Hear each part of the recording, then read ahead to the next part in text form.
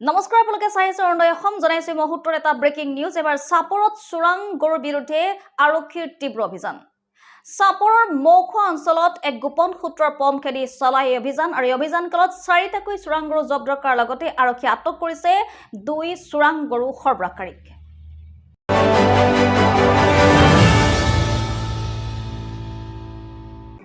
চোৰাংগৰ বিৰুদ্ধে চাপৰ আৰক্ষীৰ অভিযান এক গোপন সূত্ৰৰ পম খেদি চাপৰ আৰক্ষীয়ে মৌখোৱা অঞ্চলত চলাই এই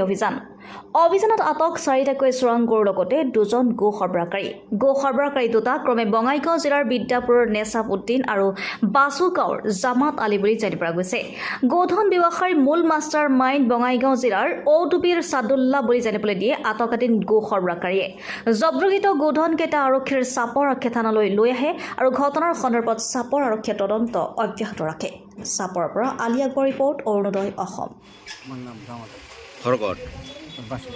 মালিক মালিক সাদুল্লাহ খড়গড় সাদুল্লাহ গরু ব্যাপারী কি নাম সাদুল্লাহ খড়গড় রোডুবি কি নাম আসাবদি শেখ খড়গড় বিদ্যাপুর হ্যাঁ বিদ্যাপুর বিদ্যাপুর